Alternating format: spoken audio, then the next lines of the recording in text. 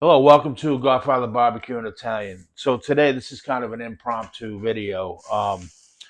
We have a wonderful Brazilian butcher shop nearby here in Hyannis. We're on Cape Cod, and I do go on there about every other morning just to see what they have. They carry unbelievable meats, and I came across some beef ribs, and we haven't done a beef rib video yet. And let's face it, they're the king of ribs, and I love doing them at home on the smoker because I find when you go out to a restaurant and maybe you're the same or maybe you like them this way, but I find that even like if you go to a Brazilian steakhouse or where or a tech, or a smokehouse or a steakhouse, I find most of them don't cook them enough, or they're just using not a good cut of beef. I don't know, but they tend to be a little tough to me, and I like to be able to smoke them at home and cook them to my desired temperature, which is bite through, kind of like I like my spare ribs, but not fall off the bone. All right, so these are some beautiful high end choice beef ribs. I'm going to get these out of the package, show you how we trim them up real quick, and it's going to be a quick video. I'm going to get them on the grill. I have some excited some Bear Mountain um, bourbon barrel pellets out there. I'm going to roll this at 250 and haven't used these pellets yet. So depending on the color, as we move through of the meat, will determine whether or not I even wrap or not. If they don't get too dark, I'm anticipating a medium, like a medium to high temp burn on these. So I'm going to keep an eye on the color. I'd like ideally not to wrap them and just run them straight through, but if they get too dark, I'll have to. You're going to learn with me through this journey on my first adventure with these pellets. But I'm excited about this, the King of Ribs. Stay tuned. I'll be right back. Show you how we trim these up. All right. So here's another classic debate. Even with beef ribs, these are beautiful. Look at these. I mean, a little cut here, but that's not going to be an issue. Look, the marbling's fantastic. These are going to be incredible. So, membrane on beef ribs, I do not take them off. What I'm going to do is just score, kind of just come down and score the ends of them here, and this will help, just like that. This will help as they cook with the bone to pull back. But this is going to actually help you with the beef rib keep the meat intact. Um, the downside of it is your rub more than likely will not penetrate this. So I'm just going to hit the back of this with some binder and an SPG. I do still believe you need to season the back. Some folks don't. They don't believe it's going to carry through.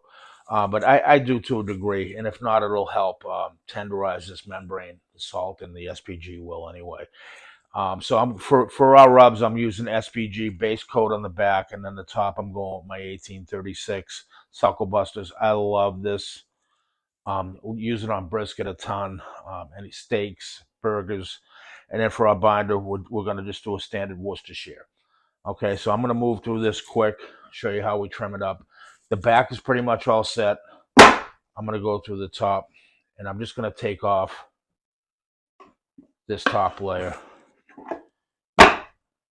Try to get under the silver skin.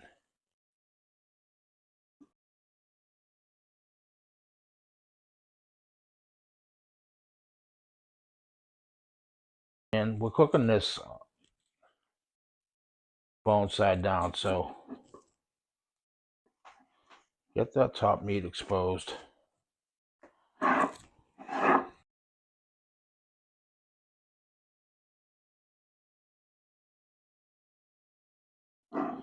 Runs pretty deep in, so I'm going to focus just up here a little because this stuff will not render. Try to always cut with the grain when it comes to the silver skin.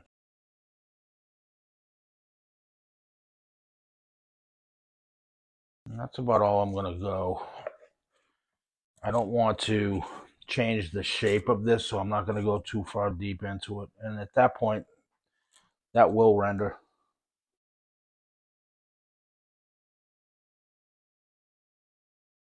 And that's looking good. Perfect. Again, it doesn't have to be a masterpiece. And use your judgment, but I promise you, most of this stuff I took off. As a matter of fact, all of it will not render, and it won't give you pleasant taste. So do it just like this. I have it nice and level. I'm going to go over on the back side.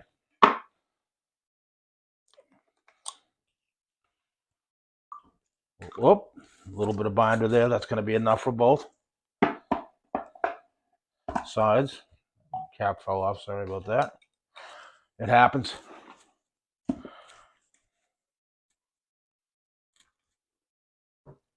See this stuff here? I want to take anything that's not level off. And on the sides, I'm going to come and just square up a little bit while I'm rubbing it. Okay. So again, the back, just a little bit of, don't forget your Worcestershire, if you're using that as a binder, is also a little bit salty. So we do not need much of this at all. And even for my regular rub, okay, because you want to taste the beef too. All right, I'm going to give that a pat in. And this has been sitting out for about a half hour. I like to, on beef anyway, for this type of cook. On a brisket, I like to put it on cold because it's so long. But this type of cook, about 45 minutes or an hour outside of the fridge before you put it on. I'm going to come over the top here with my 1836.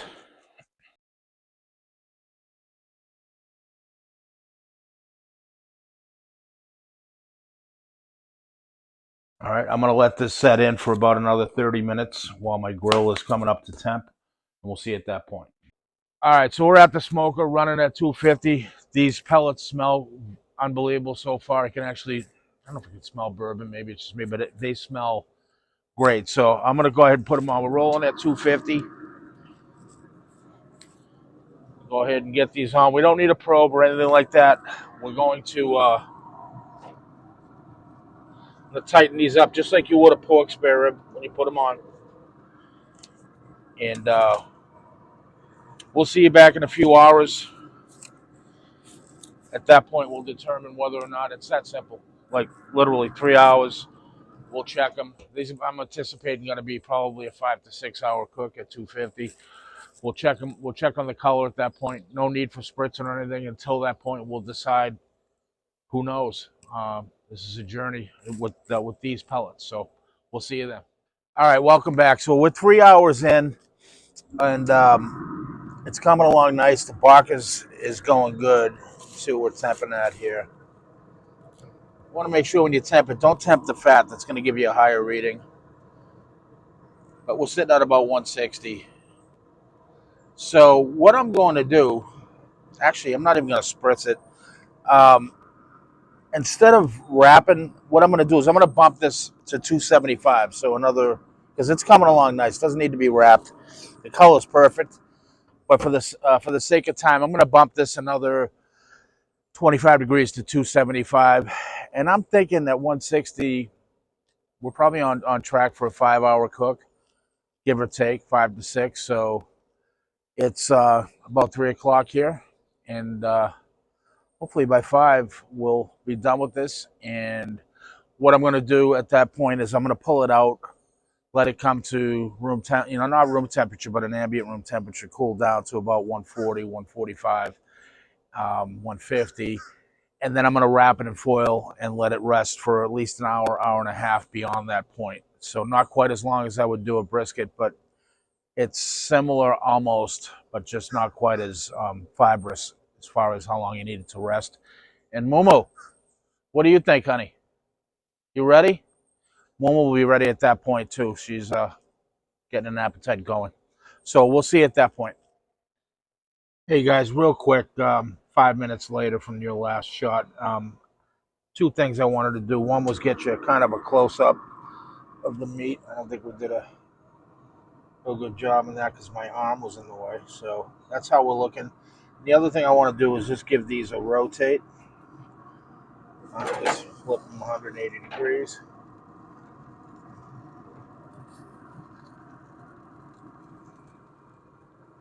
And we're looking good. Looking good. I'll just drain some of that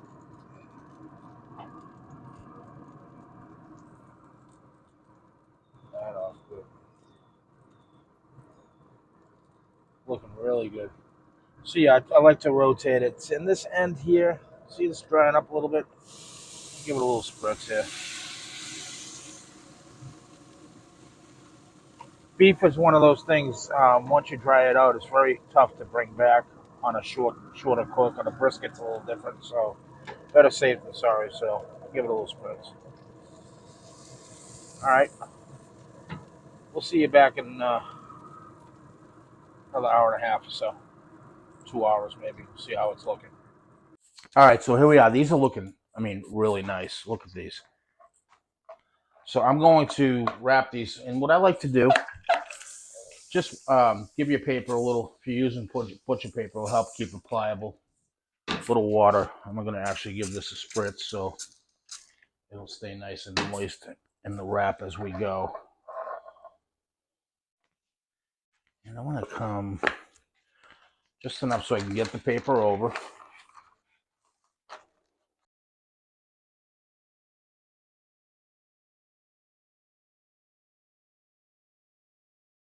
Pull to get it snug.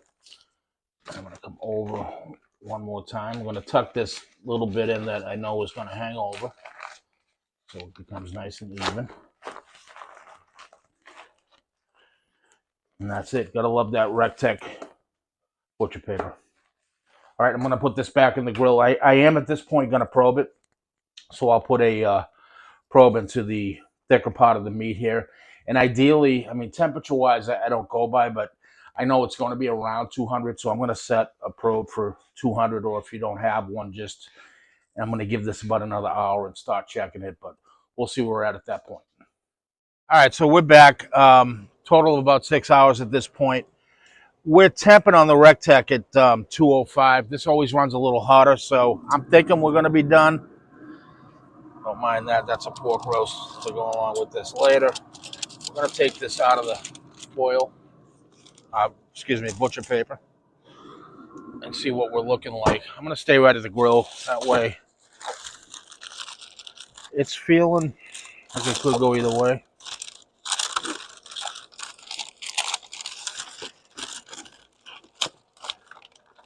Oh, look at that. And I'm more concerned about, yeah, it's still, I'm getting a little resistance.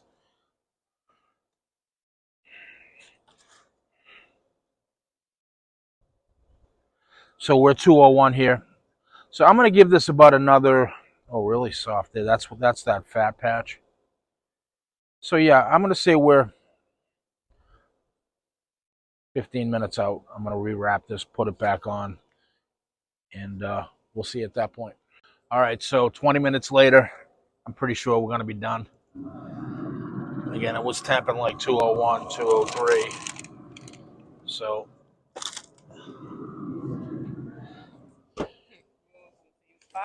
yeah, she lives a very active, busy lifestyle.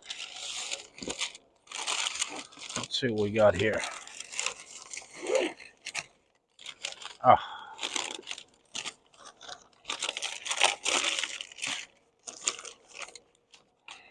So what I'm looking for here, again, is not temperature, but I want to, yeah, see, this is just, I want next to no resistance. Even over here, even though it looks dark, this, folks, is nice and moist, and that's just pure barbecue bark. This is beautiful. Done. Just out of curiosity, let's see where we're at. 203 in the meat side, in the thicker side, so perfect. So we're going to be 207 on the thinner side. So that's what you want. So we're going to take this. I'm going to just wrap it back up loosely in the paper. Again, let it cool down to about 150. And at that point, you can certainly eat it. You don't need to let it rest as long as a brisket, but at least an hour or so. But we're probably going to end up wrapping it additionally in some foil just to keep it warm a little beyond that while the rest of the dinner cooks for that pork roast. We'll meet you at the cutting board. All right, so we're back. It's rested nice. I didn't bother wrapping it any further from here because we're not too far out from our roast resting over there. But I've got a special guest. This is my beautiful wife, Tina. She's really the magic here. It's not me. But she's the one you don't see behind the scenes that's doing the camera work, the editing, the posting of the videos, all the administrative stuff. So Giovanni today. yeah, our son Giovanni and Joe was behind the camera earlier. We have 6 boys, so there's always somebody around. But let's take a look at this, huh? And take that.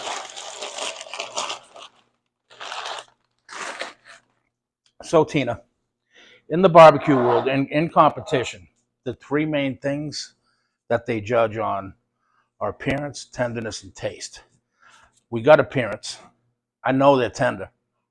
So you're going to decide whether we have the taste or not. Oh, they taste. Fair enough? Okay. All right. I know you like a middle rib, right? Because you don't like the... No.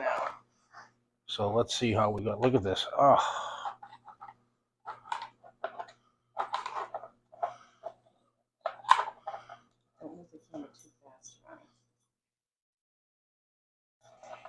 Nice and juicy.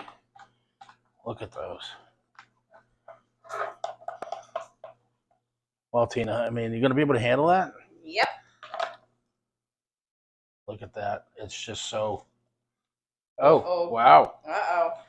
This might be a little work. Let's see how we did. Is it real hot? No, it's warm. Okay, here we go.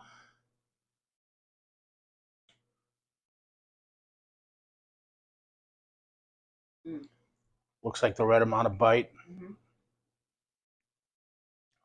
How do you like that rub? What is rub? 1836. Same thing we've been using on the briskets. It's very good. Where are we at score-wise? I'd say 9.8. Really? Very good. Can't give a 10 because then we got nowhere to go. Exactly. Can't go up from there. Folks, I hope you enjoyed this. This was more fun than anything for me. And again, we needed a rib video.